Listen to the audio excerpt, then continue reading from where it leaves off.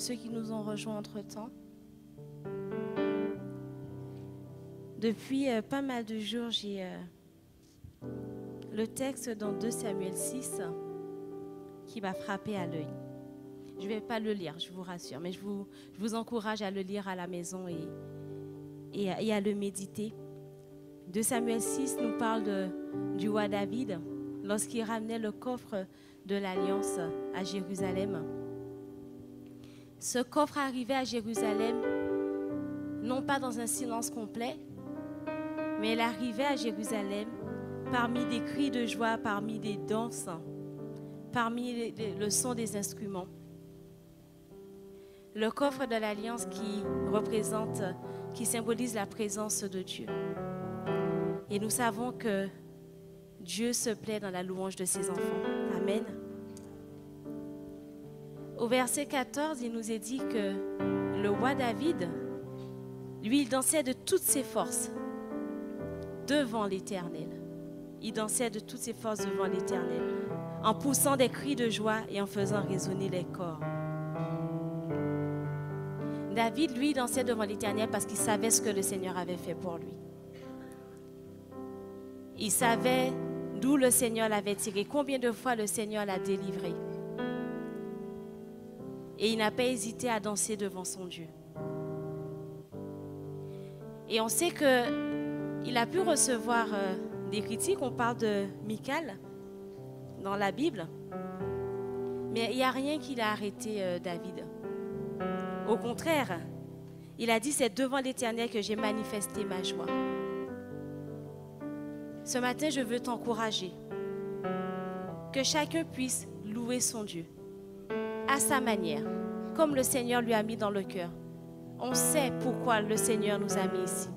On sait où est-ce qu'il nous a enlevés. On sait qu'il nous a rachetés, qu'il nous a enlevés de la boue du péché.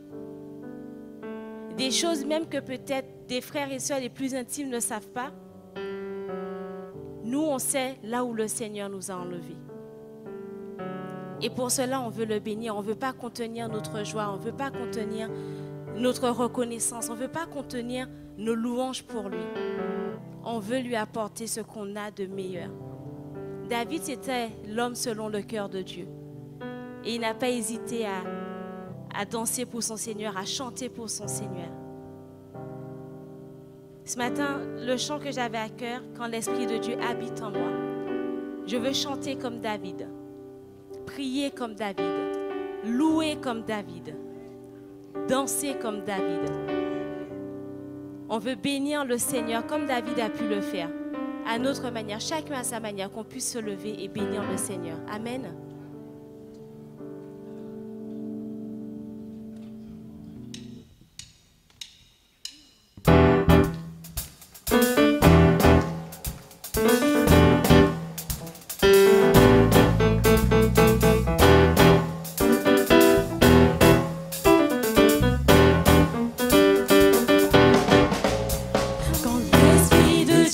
Habite en moi, je chante comme David.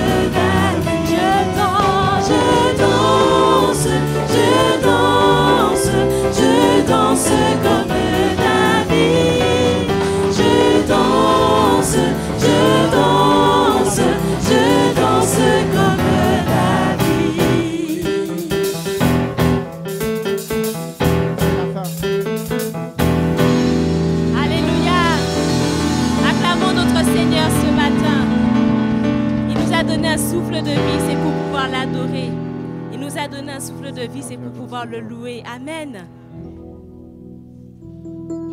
Nous bénissons notre Seigneur, celui qui est fidèle, qui ne change pas. Dans les situations que nous traversons, il est là. Il est celui qui siège sur le trône de gloire. Et il est celui qui nous appelle à être saints comme il est saint. Nous voulons toute notre vie marcher dans sa sainteté. Et aujourd'hui, plus que jamais, nous savons que nous arrivons dans des temps difficiles et ils le seront encore davantage. Mais nous ne devons pas être effrayés, nous les enfants de Dieu.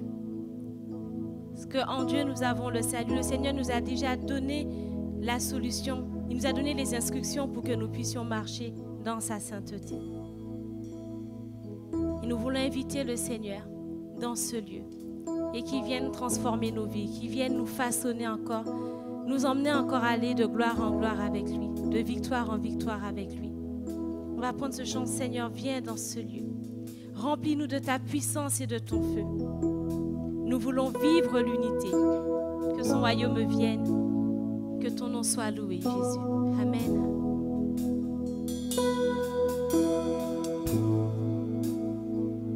Seigneur, viens dans ce lieu. Remplis-nous de ta puissance et de ton feu. Nous voulons vivre l'unité. Que ton royaume vienne, que ton nom soit loué. Saint est notre Dieu, assis sur le trône.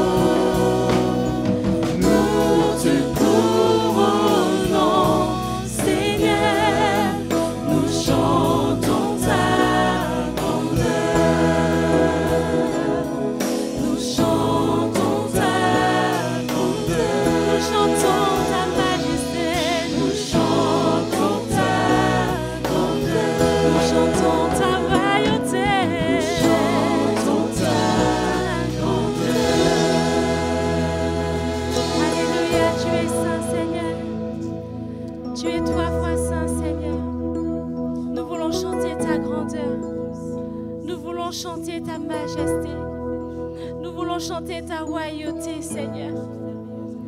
Nous reconnaissons, Seigneur, que tu es 3 fois saint.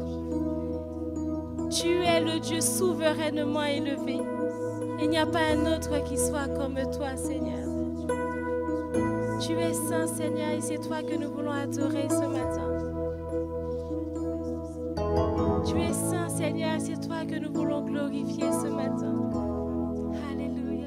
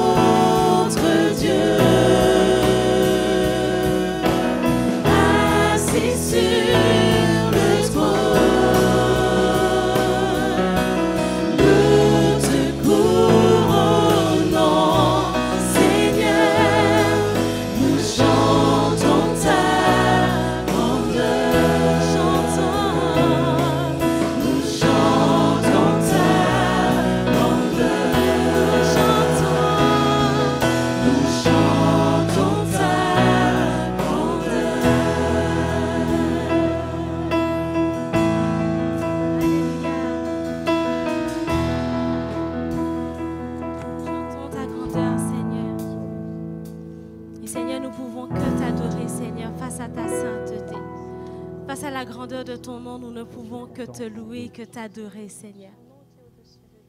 Face à la grandeur de ton nom, nous ne pouvons que nous prosterner devant toi, Jésus. Il n'y a rien qui est aussi grand que ton nom, Seigneur.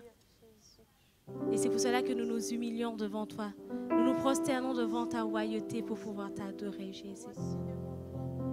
Nous t'adorons, Seigneur.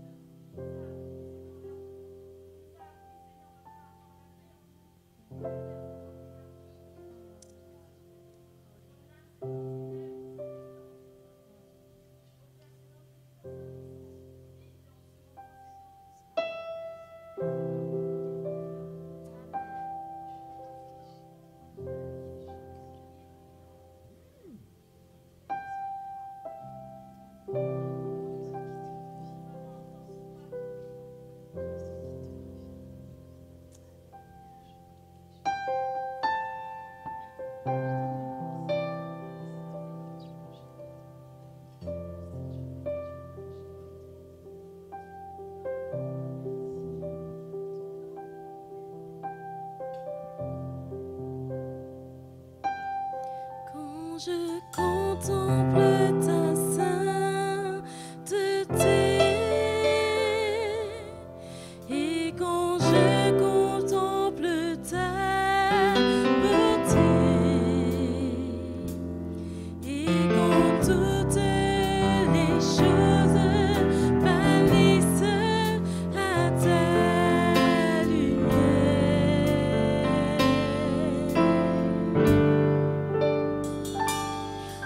J'ai trouvé la joie près de ton cœur, quand je m'enveloppe de ton amour, et quand toutes les choses pâlissent à ta lumière.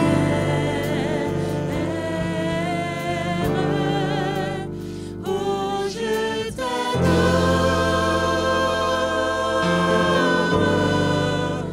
Oui, je t'adore.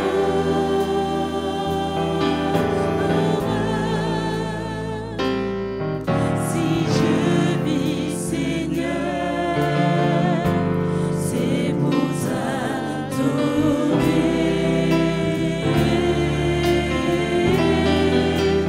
Oh, je t'adore. Oui, je t'adore.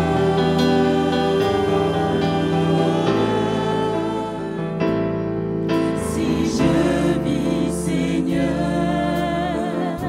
c'est pour t'adorer.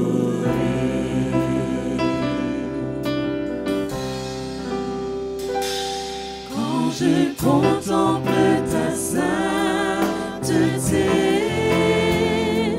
et quand je contemple ta beauté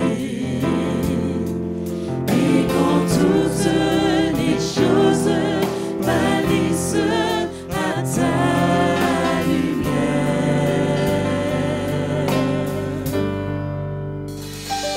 Quand j'ai trouvé la joie près de ton cœur, quand je m'enveloppe de ton amour, et quand toutes les choses pâlissent à ta lumière. Oh, je t'adore.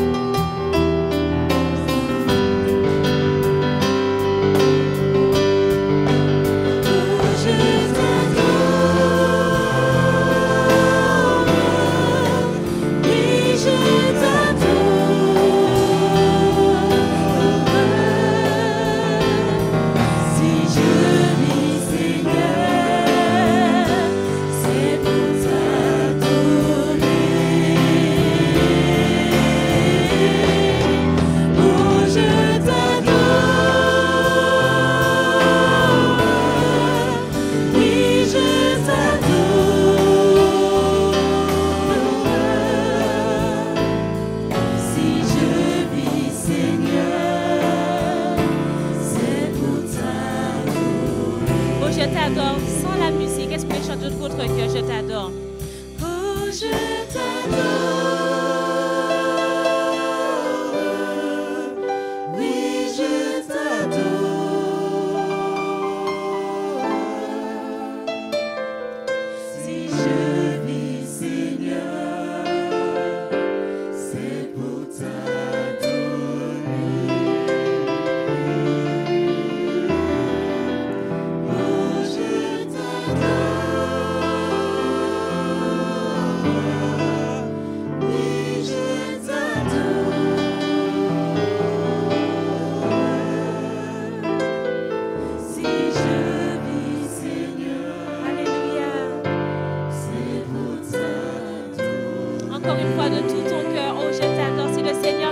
Ce matin.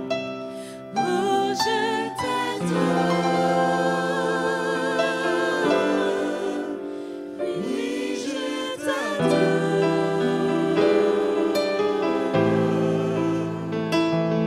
Si je vis, Seigneur, c'est pour t'adorer.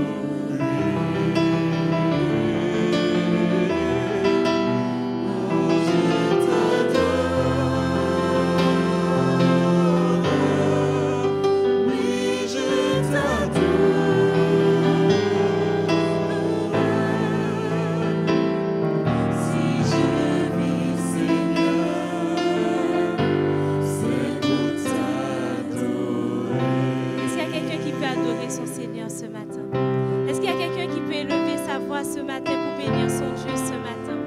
Moi, je ne pourrais pas adorer pour toi. Je peux adorer pour ce qu'il a fait pour moi. Oh Seigneur, nous t'adorons, Seigneur.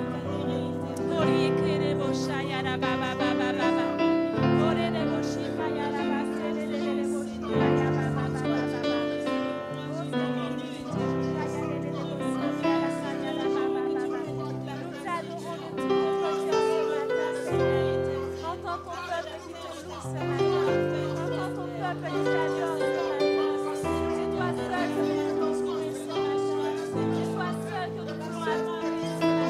C'est ton nom seul que nous voulons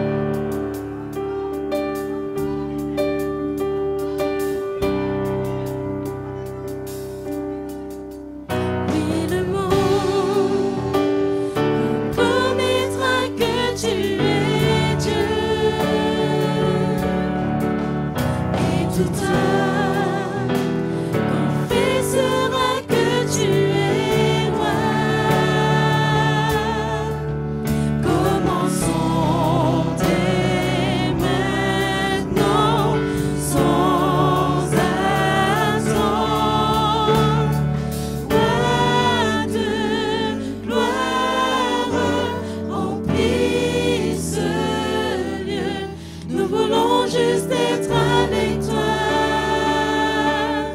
Juste être avec toi. Roi de gloire, remplis ce lieu. Nous voulons juste être avec toi. Juste être avec toi. Oui, le monde connaîtra que tu es Dieu.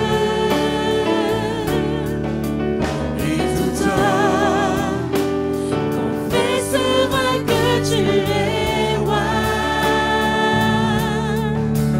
Commençons dès maintenant, sans attendre, louons à chaque instant dans la victoire. Roi de gloire, remplis ce lieu. Nous voulons juste être avec toi. Juste être avec toi. Roi de gloire, remplis ce lieu. Nous voulons juste être avec toi. Juste être avec toi. Nous chanterons Alléluia jusqu'à ton retour.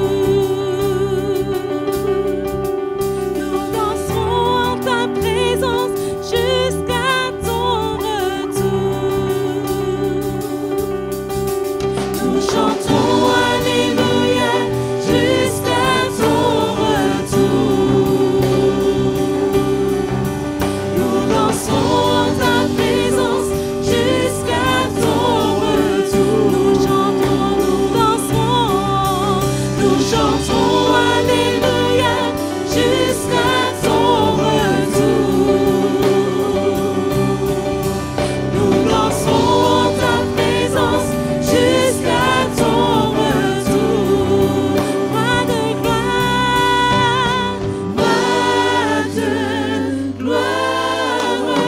remplis ce lieu. Nous voulons juste être avec toi. Juste être avec toi.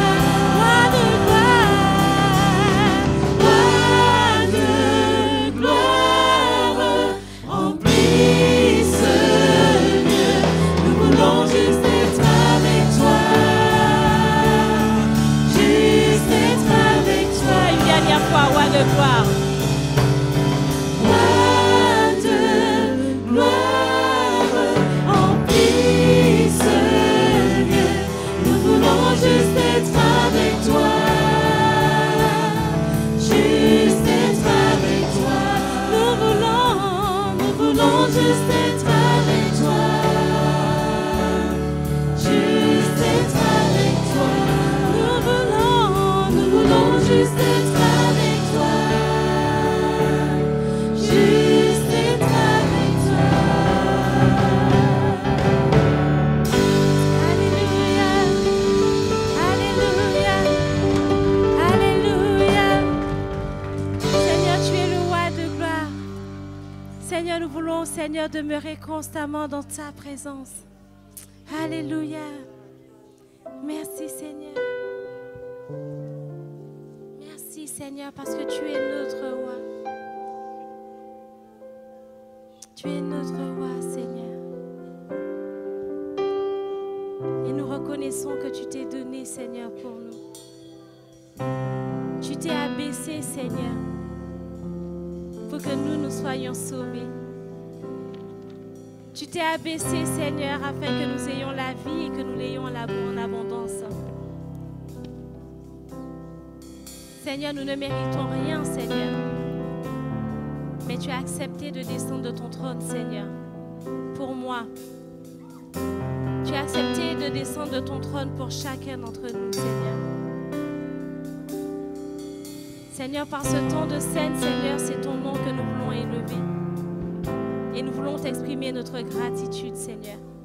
pour ton sacrifice à la croix pour nous, Seigneur.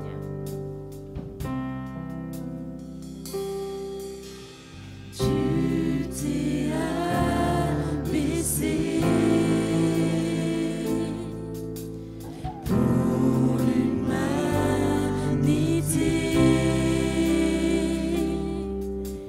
Tu fus humilié et abandonné.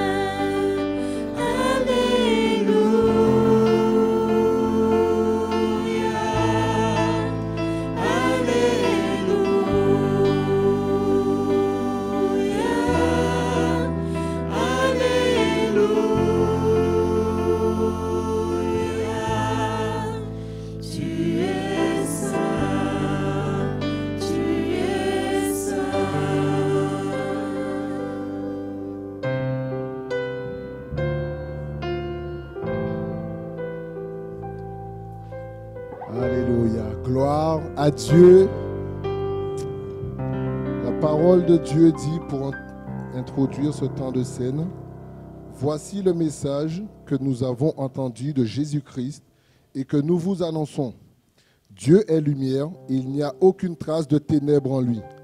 Si nous prétendons être en communion avec lui, tout en vivant dans les ténèbres, nous sommes des menteurs et nous n'agissons pas comme la vérité l'exige de nous. Mais si nous vivons dans la lumière, comme Dieu lui-même est dans la lumière, alors nous sommes en communion les uns avec les autres. Et parce que Jésus, son Fils, a versé son sang, nous sommes purifiés de tout péché. Si nous prétendons n'être coupables d'aucun péché, nous vivons dans l'illusion et la vérité n'habite pas en nous. Si nous reconnaissons nos péchés, il est fidèle et juste, et par conséquent, il nous pardonnera nos péchés et nous purifiera de tout le mal que nous avons commis. Si nous prétendons ne pas être pécheurs, nous faisons de Dieu un menteur et sa parole n'est pas en nous. Mes chers enfants, je vous écris ceci afin que vous ne péchiez pas. Si toutefois il arrivait à quelqu'un de commettre un péché, nous avons un défenseur auprès du Père, Jésus-Christ le juste. Car il a apaisé la colère de Dieu contre nous en s'offrant pour nos péchés, et pas seulement pour les nôtres, mais aussi pour ceux du monde entier. Amen.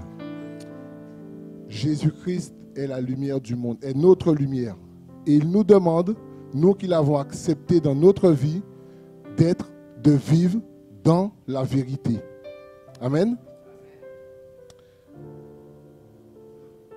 La parole dit qu'il est notre défenseur auprès du Père.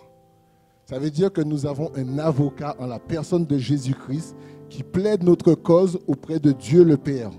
Mais pour cela, il faut que nous ayons remis à Jésus-Christ tout entier notre vie, notre cause. Amen. Il dit, celui qui marche dans les ténèbres et qui se dit enfant de Dieu fait de lui un menteur. Frères et sœurs, quand la Bible nous demande de nous examiner, c'est aussi ça. C'est de dire, Seigneur, oui, c'est vrai que j'ai mes épreuves, j'ai mes difficultés, j'ai mes tentations. C'est vrai, la Bible ne nous dit pas que tout sera facile, bien au contraire, mais il dit, marchez dans la vérité, marchez dans la lumière. Amen. L'ennemi de nos âmes, le diable, viendra avec ses accusations, nous faire culpabiliser, nous faire avoir honte peut-être de nos fautes passées. Mais la Bible dit, nous avons un défenseur auprès du Père. Amen. La parole dit qu'il n'y a plus aucune condamnation pour ceux qui sont en Jésus-Christ.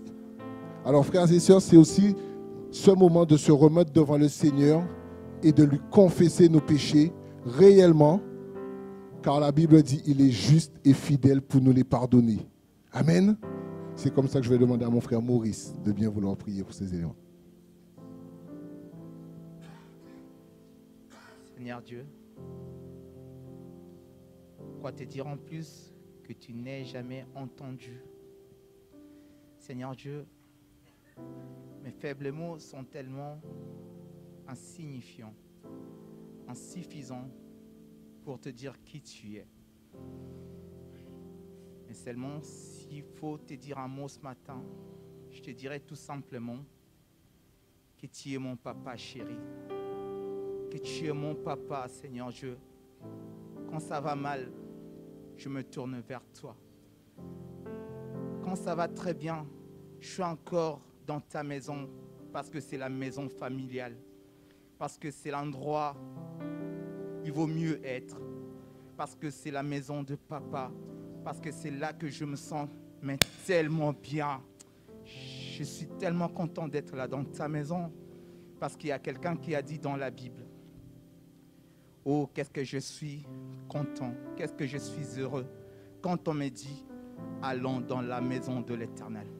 Nous voulons prendre ces éléments, Seigneur Dieu, que ça soit avec beaucoup d'humilité, que ça soit avec conscience et considération, parce que c'est ton corps que nous voulons manger, c'est ton sang que nous voulons voir, que ça ne soit pas par simple habitude, Seigneur Dieu, que ça soit vraiment par conviction, que nous soyons convaincus au fin fond de nous-mêmes. C'est dans le nom de Jésus que j'ai exprimé ces faibles mots, Seigneur Dieu. dans l'espoir, dans la foi que tu as entendu le cri de mes larmes, Seigneur. Amen. Alors je vais demander à ceux qui sont baptisés selon le baptême biblique, baptême par immersion, de pouvoir se lever à leur place et qui marchent aussi dans la lumière de Dieu. Amen. Et nous allons élever la voix aussi pour notre Seigneur et lui témoigner toute notre reconnaissance. Père, je te bénis, je glorifie ton nom, Seigneur, encore. Oui, Père, parce que oui, tu es cette lumière du monde, Seigneur. Toi qui t'es fait, Seigneur, oui, victime expiatoire pour nos péchés, Seigneur. Tu es venu et, Seigneur, tu as tout payé, le prix que nous ne pouvions pas payer, Seigneur, à cause de nos fautes. Toi, tu es venu, Seigneur, et tu l'as payé à notre place. Alors, Père, vois notre cœur rempli de reconnaissance, Seigneur, et te dire merci. Merci encore de ce sacrifice, Seigneur, ce sang qui a été versé à la croix, Seigneur, ton corps qui a été meurtri. Père, c'est aujourd'hui tu nous demandes de faire ceci en mémoire de toi, Seigneur. Alors, Père, nous reconnaissons encore, Seigneur, ta sainteté et ton grand amour pour nous. Que toute la gloire et tout l'honneur soient pour toi, Père, dans le nom précieux de ton Fils Jésus. Amen. Alléluia.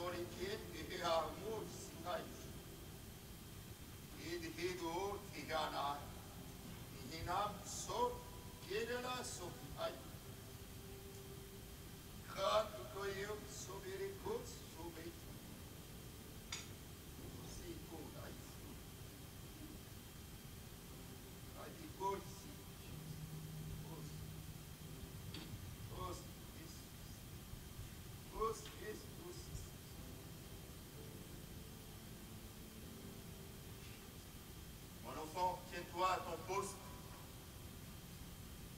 Tiens-toi à ton poste là où j'étais établi. J'étais établi à ton poste, reste là. Car les temps difficiles viennent.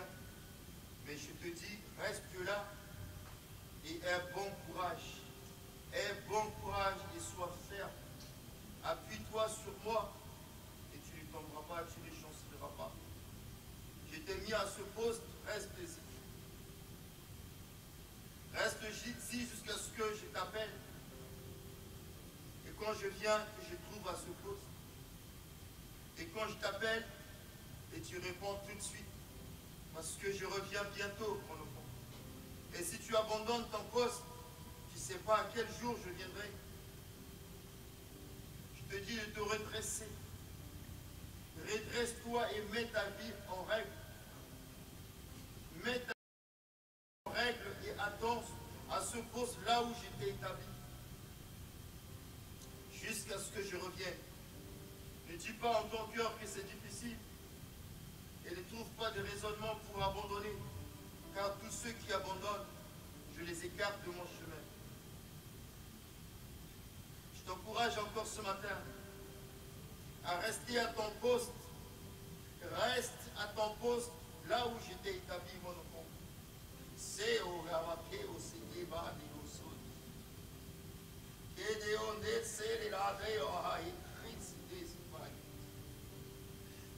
Koi, Koi, Balassé, au Séguéba, c'est au Baraté, tu peux compter sur mon secours, mon enfant. Tu peux compter sur mon secours, tu peux compter sur ma force. Ne compte pas sur ta force, mais compte sur moi. Compte sur ma force, compte sur moi. Mets ta vie en moi. Mets ta vie tout entière en moi. Mon enfant, le temps d'apparence est fini, mon enfant. Car je suis là devant toi. Et reste là où je suis. Alléluia.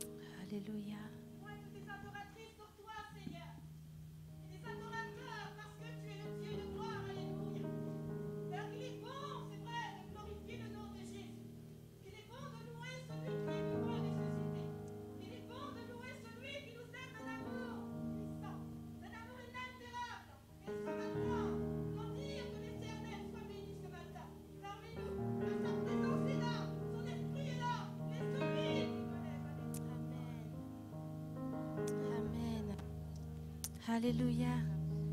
On bénit le Seigneur pour sa présence, pour son amour. Avant de laisser place à la parole, nous allons apporter nos offrandes au Seigneur, nos offrandes dans la joie. Nous allons apporter ce que le Seigneur a mis sur notre cœur, en fait. Mais avant tout, nous lui apportons aussi nos vies, nos cœurs. Que ceux qui peuvent se mettre debout pour ce dernier chant, qu'on se lève ensemble pour pouvoir donner nos offrandes au Seigneur. Amen.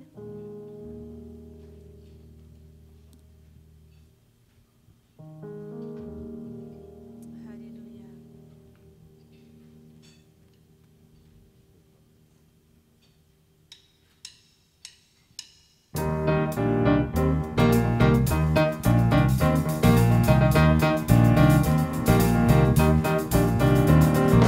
Nous apportons dans ta maison un sacrifice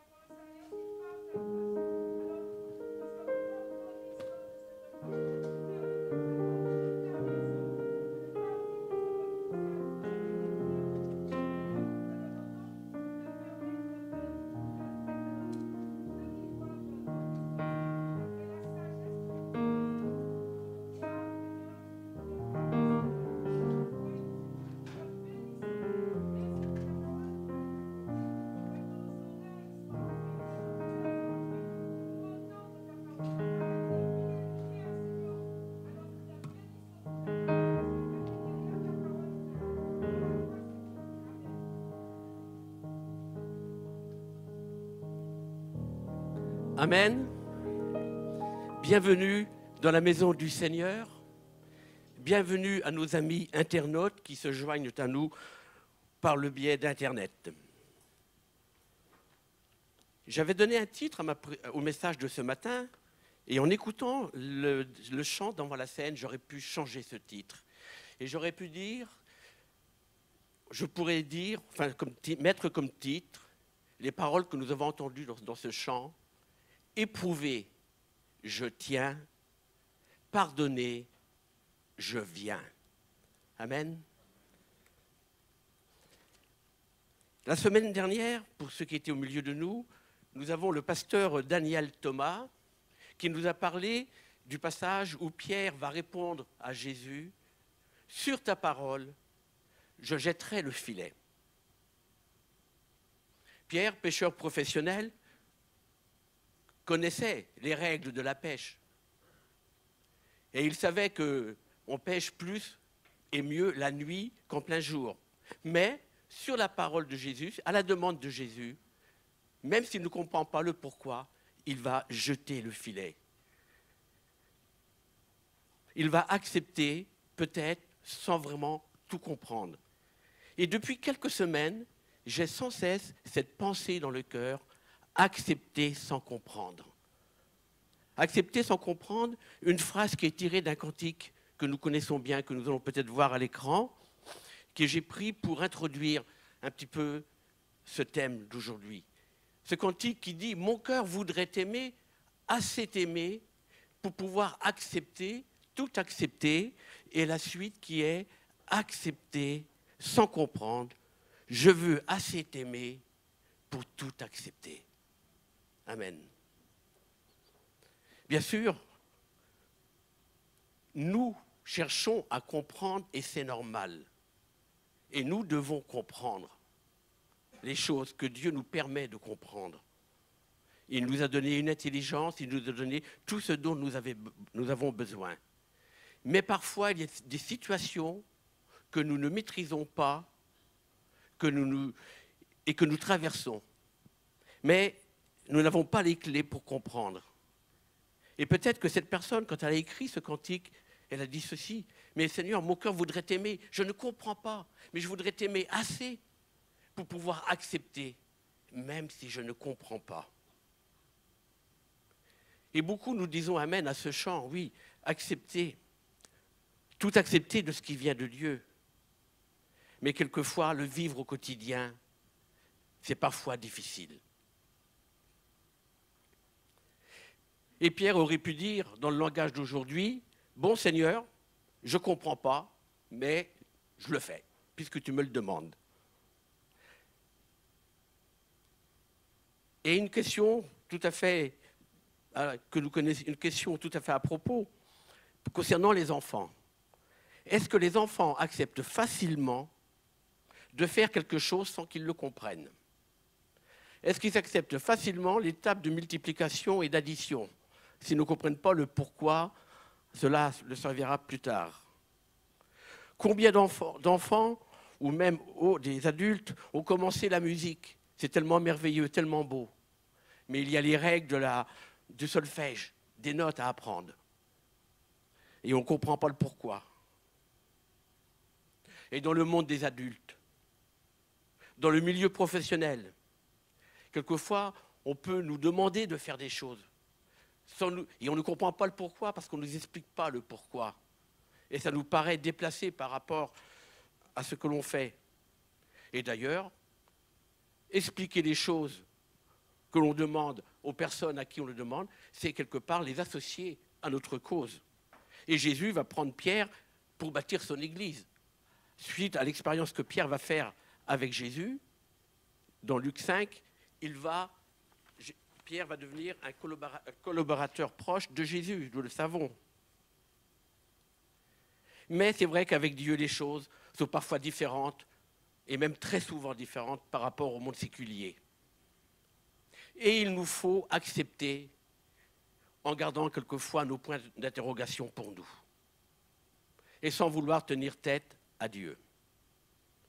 Alors on va commencer par une lecture, par un personnage que l'on connaît bien, Et qui, lui, par contre, lui, il a compris. Et il a même bien compris ce que le Seigneur voulait. Et il n'était pas d'accord. Et puis ensuite, il va quand même se plier à ce que Dieu lui demande. C'est dans le livre de Jonas. Nous allons faire 3 lectures en simultané parce que nous connaissons l'histoire. Et je prends simplement les points principaux. Dans le livre de Jonas, au chapitre 1, les versets 1 à 3. La parole de l'Éternel fut adressée à Jonas, fils d'Amittai, en ces mots. « Lève-toi, va à Ninive, la grande ville, et crie contre elle, car sa méchanceté est montée jusqu'à moi. » Et Jonas se leva pour s'enfuir à Tarsis, loin de la face de l'Éternel.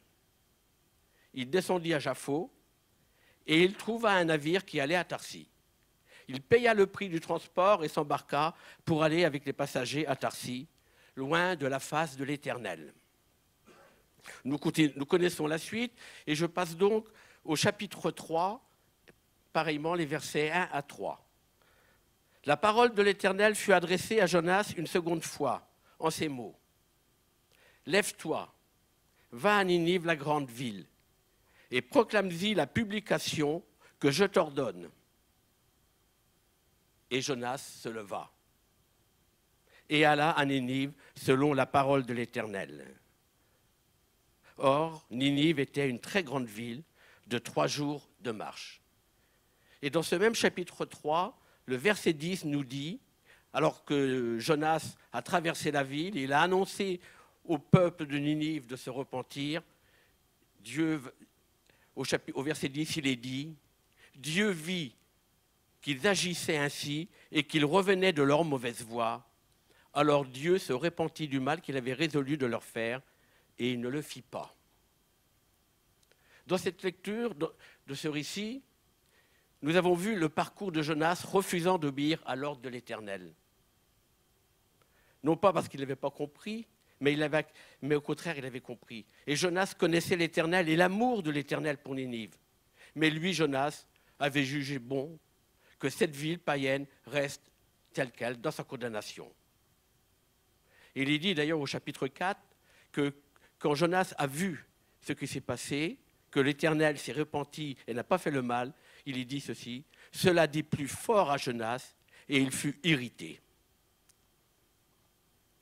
La volonté de Dieu sera parfois différente de la nôtre. Dieu voulait sauver Ninive.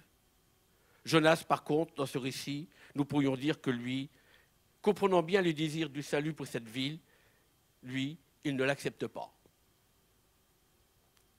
Alors cela nous interpelle.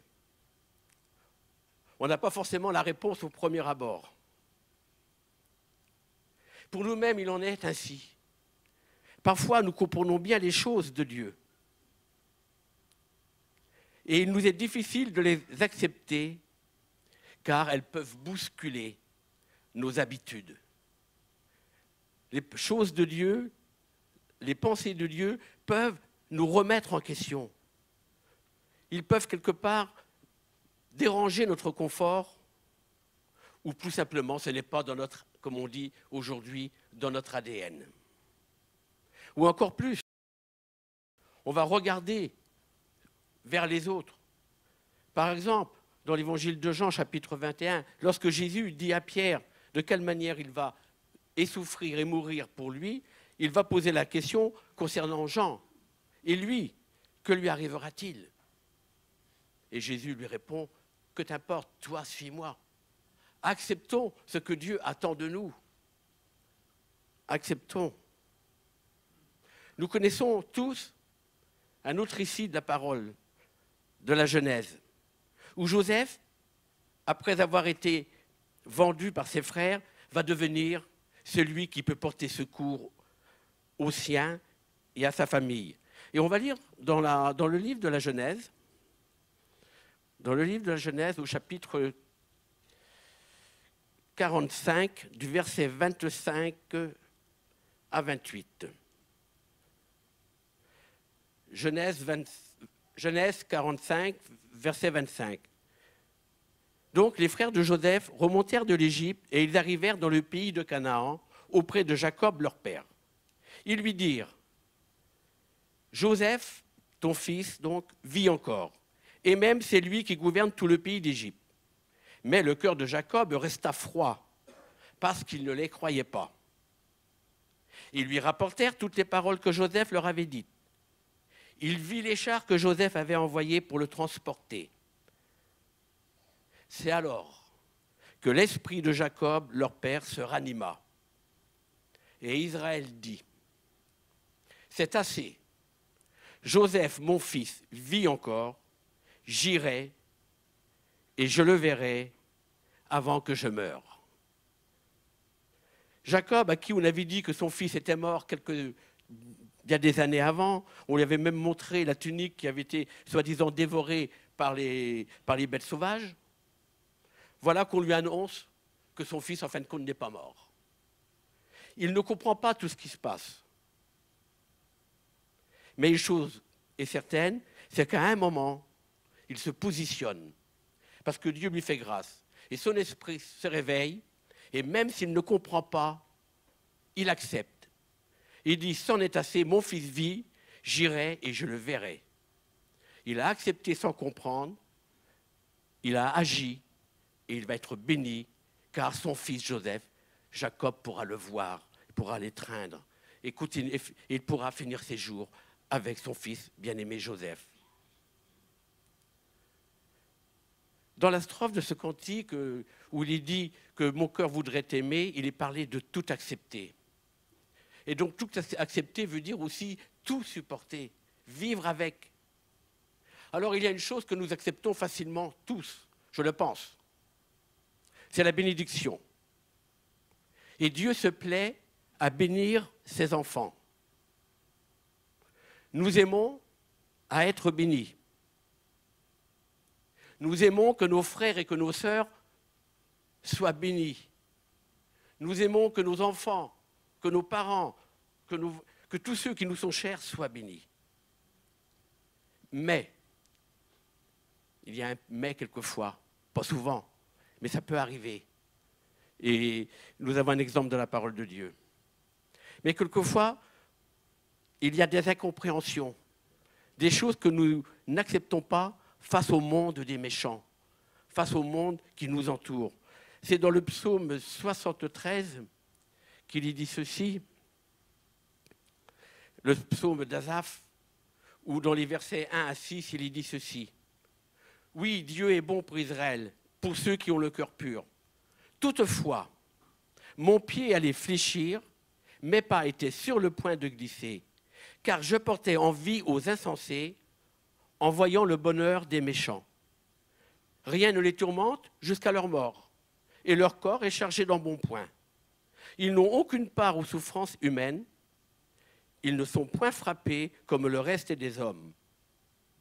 Aussi, l'orgueil leur sert de collier, la violence est le vêtement qui les enveloppe. Et il est vrai que là, le psalmiste, Asaph, ne l'accepte pas. Et c'est normal. Nous-mêmes, acceptons-nous l'injustice? Jésus est venu la combattre. Mais le monde que nous vivons, comme disait une personne dernièrement, je ne pensais pas que le monde où nous vivons était parfois aussi méchant. Derrière une apparence de bien, derrière une apparence trompeuse. Oui.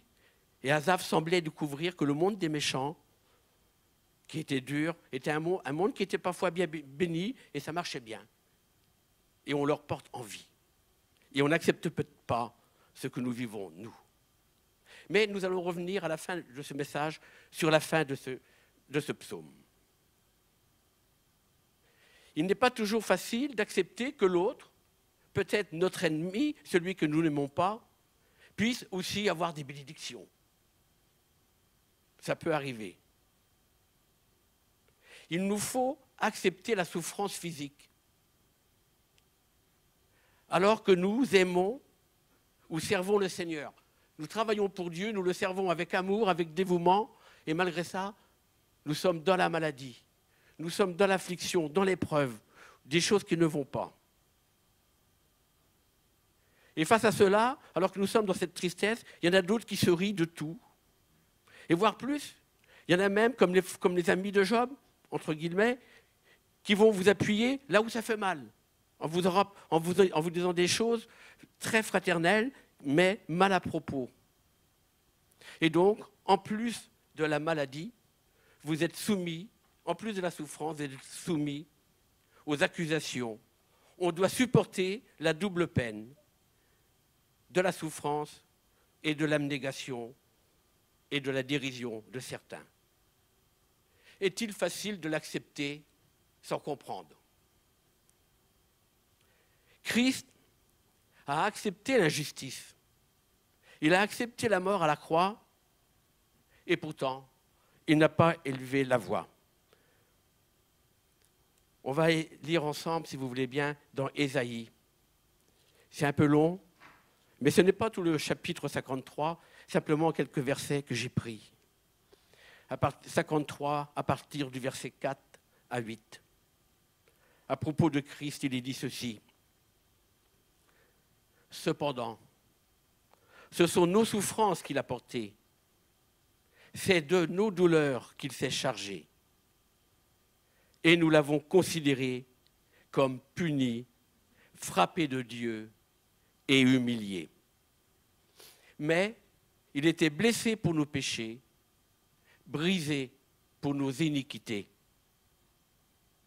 Le châtiment qui nous donne la paix à nous est tombé sur lui. Et c'est par ces meurtrissures que nous sommes guéris.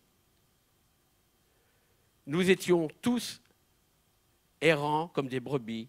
Chacun suivait sa propre voie.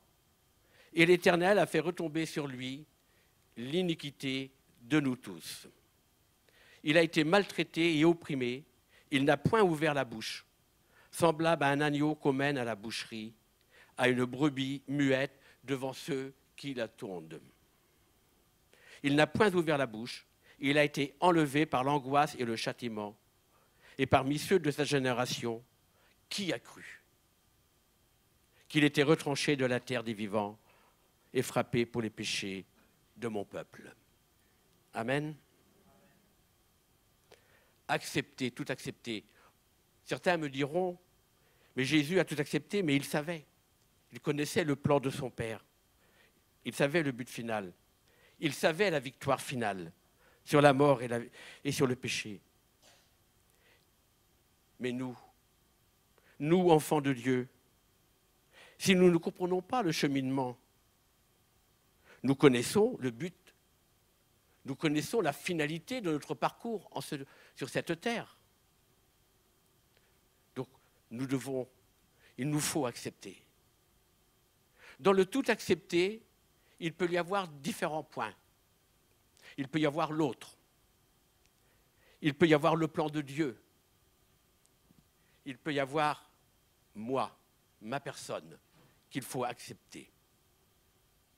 Alors dans accepter pour l'autre, nous savons que les Samaritains n'aimaient pas les Juifs et ne se fréquentaient pas. Jésus est allé à la rencontre de l'autre, la Samaritaine, celle qui était rejetée. Nathanaël ne dira-t-il pas à propos de Jésus: peut-il venir de Nazareth quelque chose de bon? Jésus l'a interpellé. Il a suivi Jésus. Nous allons lire ensemble aussi, concernant l'autre, dans Philippiens. Dans Philippiens, chapitre 2, verset 2 jusqu'au verset 11. Philippiens 2, à partir du verset 2. C'est Paul qui parle. « Rendez ma joie parfaite, ayant un même sentiment, un même amour, une même âme, une même pensée. Ne faites rien par esprit de parti ou par vaine gloire, mais que l'humilité vous fasse regarder les autres comme étant au-dessus de vous-même. Que chacun de vous, au lieu de considérer ses propres intérêts, considère aussi ceux des autres. Ayez en vous les sentiments qui étaient en Jésus-Christ, existant en forme de Dieu. Il n'a point regardé son égalité avec Dieu comme une proie à arracher, mais il s'est dépouillé lui-même, en prenant une forme de serviteur, en devenant semblable aux hommes, et il a paru comme un vrai homme. Il s'est humilié lui-même, se rendant obéissant jusqu'à la mort, même jusqu'à la mort de la croix. C'est pourquoi aussi Dieu l'a souverainement élevé et lui a donné le nom qui est au-dessus de tout nom, afin qu'au nom de Jésus, tout genou fléchisse dans les cieux, sur la terre et sous la terre, et que toute langue confesse que Jésus-Christ est Seigneur, à la gloire de Dieu le Père. Amen. Amen. Alors c'est vrai, aujourd'hui, vous allez me dire, Dieu ne nous demande pas, à nous, dans le monde occidental, ne nous demande pas d'obéir jusqu'à la mort, quelque part, sur le plan physique. Mais justement, comme nous l'a été rappelé tout à l'heure, nous pouvons penser à l'Église persécutée, où combien de chrétiens, d'enfants de Dieu, perdent leur vie à cause du Seigneur Jésus. Mais si nous n'avons pas à connaître cette mort physique aujourd'hui et cette persécution, Dieu ne nous demande-t-il pas à nous-mêmes de mourir un petit peu à nous-mêmes pour que Jésus puisse prendre la première place? Et aussi que l'autre, notre frère, notre sœur en Christ, puisse se sentir exister et reconnu. La reconnaissance de l'autre, l'acceptation de l'autre, dans sa différence, dans sa façon d'être, avoir la compassion pour l'autre, même si parfois nous avons des approches différentes. C'est ce que Paul demandait aux Philippiens, c'est ce que Jésus nous demande. Aimons-nous les uns les autres. Depuis quelques semaines, et j'ai souvent aussi ce verset de Matthieu 7, et je l'avais noté pour faire peut-être un message, mais simplement ce verset, où Jésus dit « Pourquoi vois-tu la paille qui est dans l'œil de ton frère et n'aperçois-tu pas la poutre qui est dans le tien ?» Dans le tout accepté, il peut aussi y avoir, et il y a, le plan de Dieu. C'est-à-dire que nous avons nos plans. Mais Dieu, parfois, il va nous conduire différemment. Et il peut dire ceci dans Ésaïe 55, versets 7 et 9, que le méchant abandonne sa voie et l'homme d'iniquité ses pensées, qu'il retourne à l'Éternel qui aura pitié de lui, à notre Dieu qui ne se lasse pas de pardonner. Car mes pensées ne sont pas vos pensées et vos voix ne sont pas mes voix, dit l'Éternel.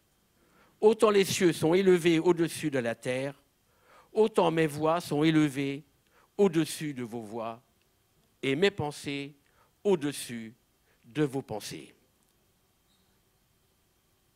C'est David, l'homme selon le cœur de Dieu, dont il nous a fait allusion d'ailleurs tout à l'heure à l'introduction du culte, qui un jour, à la fin de sa vie, alors qu'il a fait un dénombrement de la population, et le prophète Gad va lui rapporter une parole de l'Éternel, et face à cela, c'est David qui va dire à la fin de sa vie, « Je suis dans une grande angoisse. Oh, tombons entre les mains de l'Éternel, car ses compassions sont immenses, mais que je ne tombe pas entre les mains des hommes. » Acceptez le plan de Dieu, plus que le plan des hommes. David avait compris que le plan de Dieu était bon pour lui. Et parmi les 3 fléaux qui devaient arriver sur le peuple, David a choisi celui où la main de l'homme n'interviendrait pas. Et il est vrai que Dieu ne regarde pas comme nous regardons. Il ne juge pas comme nous jugeons. Il ne condamne pas comme nous condamnons. Dieu a un plan, Dieu a un projet pour chacun de nous. Dans le livre de Jérémie, il est dit ceci, chapitre 29, verset 11, « Car je connais les projets que j'ai formés sur vous, dit l'Éternel, projets de paix et non de malheur, afin de vous donner un avenir et de l'espérance. » Acceptons les projets de Dieu. Acceptons-les quand nous savons qu'ils viennent de Dieu, même si parfois nous ne les comprenons pas particulièrement, mais un jour vient où nous comprenons. Mais sommes-nous prêts à accepter les projets de Dieu? Pour nous, je le pense, oui. Mais parfois, il nous faut les accepter par la foi. Car si nous connaissons la destination finale, comme je le disais, nous ne connaissons pas forcément le cheminement. Nous savons simplement que le chemin est resserré et étroit. Si le salut s'obtient par la grâce, seul, il n'est pas toujours facile de le vivre au quotidien. Il nous faut connaître la parole de Dieu. Il nous faut accepter ce que Dieu nous dit, ce que Dieu veut nous enseigner par sa parole, par une relation intime avec lui. Mais il nous faut aussi accepter notre situation d'homme. Et c'est là que j'en viens à ce point. Il peut y avoir le moi. Non pas le moi de l'égoïsme, mais un autre moi. Nous avons tous des parcours différents.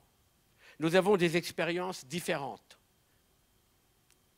Et selon notre vécu, nous avons une approche différente par rapport à Dieu et le Seigneur Jésus-Christ. Chaque parcours est personnel. Et pour certains, notre parcours a pu être très difficile, très dur. Et nous avons une image négative de nous-mêmes. Ce n'est plus de l'ego, mais c'est de la souffrance. C'est dû quelque part de la dévalorisation de nous-mêmes. Et ça, le Seigneur ne le veut pas. Le Seigneur veut nous relever. Il veut faire de nous un moi qui corresponde à l'image qu'il a.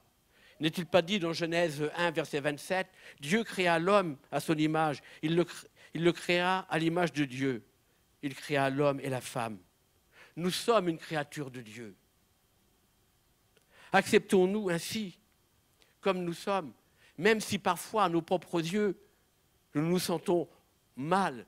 À nos propres yeux, nous nous disons « mais je suis indigne du Seigneur ». Acceptons-nous. Si Dieu l'a permis, Dieu veut nous relever. Dieu nous tend la main.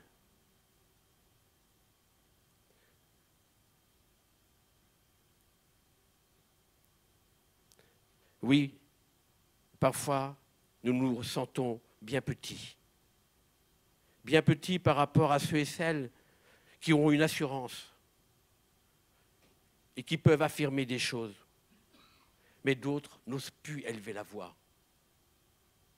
Et pourtant, ils doivent accepter que le Seigneur veut les bénir, que le Seigneur veut les relever et les mettre aussi debout.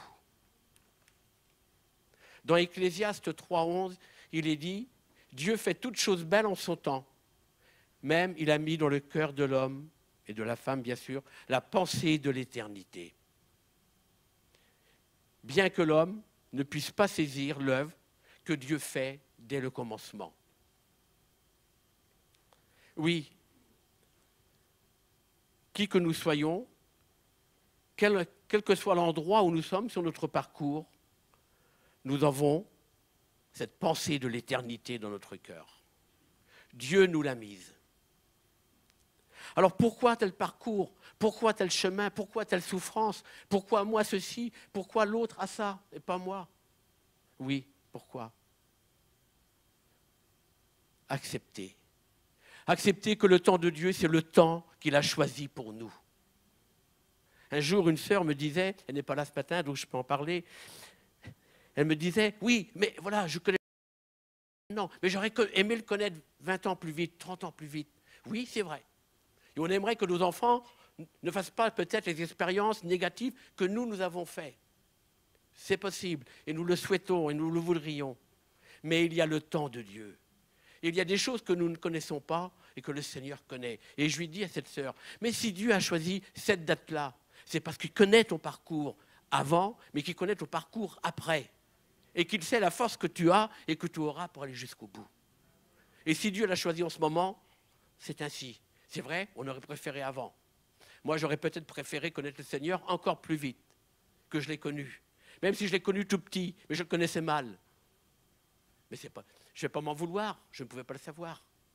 Mais le jour où j'ai compris, voilà, et c'est à partir de ce jour-là que c'est important. Bon, j'ai dévié un peu. Excusez-moi. Alors souvent, pour accepter l'œuvre de Dieu, nous disons aux gens qui nous entourent, mais il faut croire. Et c'est vrai, il faut croire. Mais comment définir la foi? Pour nous, enfants de Dieu, c'est facile. On prend Hébreux 11 et on prend Romains 10, 17. Pour nous qui connaissons le Seigneur. Mais quelqu'un qui ne connaît pas le Seigneur, c'est difficile de lui dire, de lui parler d'un langage qu'il ne connaît pas. Alors que tout simplement, il faut qu'il accepte que Dieu puisse transformer sa vie. Aujourd'hui, je dirais peut-être à quelqu'un parmi nous qui se sent complètement abandonné, délaissé, qu'il y a en lui comme un moi négatif, d'accepter que Jésus fasse de ce moi négatif un moi positif. L'accepter. Sans comprendre. Pourquoi? Parce que Dieu a sa manière de faire. Sa façon de faire qui n'est pas la nôtre. La logique de Dieu n'est pas notre logique à nous. Mais ayons un cœur disposé et dit, Seigneur, voilà, j'accepte que tu transformes ma vie. J'accepte que ma vie, qui est une vie que je n'ose pas qualifier, j'accepte qu'elle soit une vie pour toi.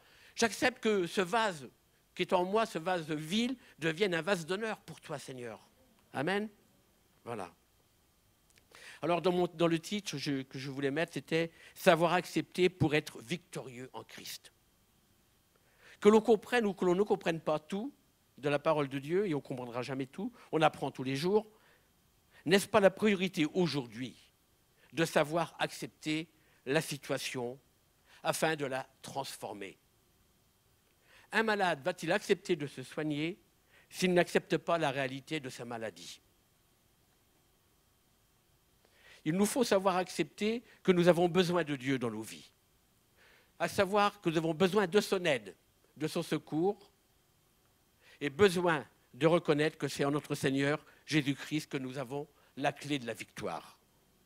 L'apôtre Paul pourra dire dans un contexte particulier, dans Philippiens 4 au verset 13, « Je puis tout par celui qui me fortifie ». Paul confessait que sa force à tout supporter et à accepter, il la puisait en Christ, sans pour autant rejeter et réduire à néant l'aide et le soutien des frères et des sœurs en Christ, dans les temps difficiles qu'il connaissait. Reconnaître notre besoin et confesser que Jésus peut agir là où le reste a pu échouer, c'est un pas vers la victoire. C'est déjà un signe que nous avons accepté. Face à ses amis, entre guillemets toujours, Job pourra affirmer « Je sais que mon Rédempteur vit ». Amen. Et Job a vu. Et Job a obtenu la victoire et il a été rétabli. Un jour, Jésus posa une question à un aveugle. « Que veux-tu que je te fasse ?» Et bien sûr, l'aveugle va répondre « Que je recouvre la vue ». Et la réponse de Jésus « Va, ta foi t'a sauvé ». Aussitôt, il recouvra la vue et il suivit Jésus dans le chemin. Bartimée a mis sa foi en Jésus et il s'est tourné vers Jésus. Bartimée était décidé avant de rencontrer Jésus. Il avait confiance en lui et il a crié à un moment à Jésus « Aie pitié de moi ». Combien de fois n'avons-nous pas peut-être crié dans le silence, mais combien de fois n'avons-nous pas crié « Aie pitié de moi, Seigneur, aie pitié ». Et peut-être qu'au milieu de nous, ce matin, j'arrive à la conclusion, il y a des Bartimées qui sont atteints de cette cécité spirituelle. Il y a dans leur vie comme une pierre pesante, difficile à rouler, une difficulté à franchir un obstacle. Un premier pas, pas facile à faire. Je pose une question, mais je n'attends pas la réponse. C'est vous qui la portez au Seigneur. Est-ce que j'accepte simplement par la foi et peut-être sans comprendre la situation que je vis par rapport à moi-même, par rapport à la famille et les autres? Est-ce que je suis prêt à accepter de tout confier à Jésus qui, lui, nous l'avons vu, a tout accepté pour me donner cette victoire que je peux obtenir. Plutôt que de me figer dans une situation négative, n'ai-je pas ce désir de saisir la victoire avec Jésus en acceptant son secours? En fin de compte, comme a dit Jacob, maintenant ça suffit, mon fils vit, je vais le voir et je vais et je le verrai. Pareillement, il y a un moment, il nous faut dire, c'est ce premier pas. Bon, maintenant, on y va. La clé, elle est là, je l'attends, je la prends. Et nous allons, pour finir, retourner dans le psaume d'Asaph, dans cette deuxième partie de ce psaume, à partir du verset 22. Asaph a épanché son cœur face aux méchants en qui tout semblait réussir. Il a presque envié leur situation. Et après une prise de conscience, il va le dire ceci, à partir du verset 22. J'étais stupide et sans intelligence. J'étais à ton égard comme les bêtes, sans réflexion, sans rien. Cependant, je suis toujours avec toi. Tu m'as saisi la main droite. Tu me conduiras par ton conseil. Puis, tu me recevras dans la gloire. Quel autre ai-je au ciel que toi? Et sur la terre, je ne prends plaisir qu'en toi. Ma chair et mon cœur peuvent se consumer. Dieu sera toujours le rocher de mon cœur et mon partage. Car voici, ceux qui s'éloignent de toi périssent. Tu réduis au silence tous ceux qui te sont infidèles. Et faisons nôtres ces paroles du verset 28. Pour moi, m'approcher de Dieu, c'est mon bien. Je place mon refuge dans le Seigneur l'Éternel, afin de raconter toutes tes œuvres. Amen. Amen. On va se mettre en présence devant le Seigneur. Oh oui, Seigneur, accepter sans comprendre, ce n'est pas toujours facile. Il y a des choses qui nous échappent. Mais Jésus a tout accepté. Il n'a pas élevé la voix. Il a accepté la croix pour moi, pour nous. Seigneur, pour beaucoup d'entre nous, nous avons accepté de te suivre. Et souvent, nous chantons jusqu'au bout, je veux te suivre. Et il est vrai, Seigneur, que nous voulons regarder à toi. Nous approcher de toi, c'est notre bien. Mais Seigneur, je veux te prier pour les bien-aimés, pour mes frères et mes sœurs, mes amis, pour ceux qui sont au milieu de nous et qui peut-être sont comme Bartimée, peut-être qu'ils ne voient pas, peut-être qu'ils sont aveuglés par un problème, par une difficulté. Seigneur, peut-être qu'ils ont été rabaissés par la société, par le monde séculier qui les a détruits par des paroles ou par des gestes ou autres. Mais toi, Seigneur, tu peux les relever. Il suffit simplement qu'eux, ils acceptent. Qu'ils acceptent sans comprendre. Que tu puisses transformer leur vie. Que tu puisses renouveler au quotidien leurs pas, leurs marches.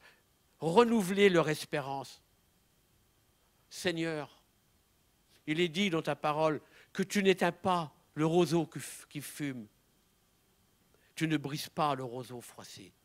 Alors, Seigneur, passe au milieu de nous ce matin. Donne à chacun ce dont il a besoin pour accepter de faire encore un pas avec toi, afin d'arriver jusqu'à l'éternité, au trône de la grâce. Merci, Seigneur, pour ta fidélité. Merci pour toutes choses. Amen. Amen. Que la paix de Dieu, qui surpasse toute intelligence, puisse garder vos cœurs et vos pensées en Jésus-Christ. Amen. Amen. Nous allons passer aux annonces. Donc aujourd'hui, le couple pastoral est en déplacement. Mardi prochain à 9h, à 19h30, c'est le mardi 9 novembre, à 19h30, nous avons la réunion de prière. Dimanche prochain, nous avons la visite du pasteur David Loliero ainsi que son épouse. Ils seront au milieu de nous pour le culte. Et on a aussi une annonce, on a reçu une annonce de notre sœur Hélène Oliviero. Je vais vous la relire.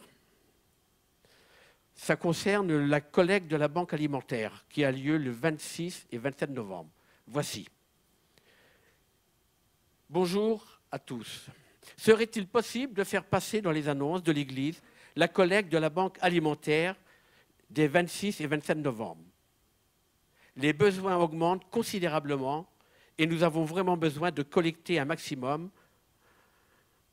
À la fin du mois, une épicerie solidaire étudiant ouvre sur le campus Mazier à Saint-Brieuc et servira au moins 200 étudiants par semaine, ce qui représente environ 3 tonnes de denrées par mois, rien que pour cette épicerie. Actuellement, nous distribuons environ 10 tonnes par mois et d'ici le printemps, nos besoins sont estimés à plus de 15 tonnes de nourriture par mois. Nous avons besoin sur les magasins de Carrefour Langueux, Leclerc Plérin, Netto Langueux, Super U Cesson, Géant Casino à Saint-Brieuc, Intermarché Plaintel, le Lidl de Lamballe et le Carrefour Market d'Étape-sur-Mer et le Hyper U d'Iffignac. Il y a besoin de personnes pour faire des temps de présence pour la collecte. Pour beaucoup d'entre nous, nous connaissons cela puisque nous l'avons fait pendant plusieurs années à Hyper U d'Iffignac pour notre épicerie solidaire. Et donc, Hélène fait appel si parmi nous, il y aurait des bénévoles pour aller remplir les créneaux horaires qui sont manquants. Alors, bien sûr, ce sont des créneaux qui durent 2 heures. Alors, j'ai mis au fond 2 affiches. Une affiche dans le couloir du hall, de l'entrée, et autre dans l'accueil, là où il y a les panneaux d'annonce. Il y a une affiche de la banque alimentaire qui nous redit les endroits où il y a besoin de personnes et qui vous donne l'adresse mail de notre sœur Hélène Oliviero pour pouvoir s'inscrire et rentrer en contact avec elle, si vous pouvez disposer un petit peu de quelques heures pour venir en aide. Amen. Voilà. On va se mettre debout si vous voulez bien.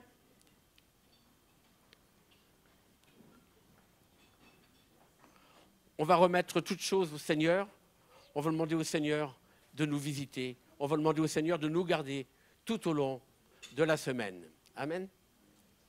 Et je demanderai à notre frère Raymond le cardinal de prier.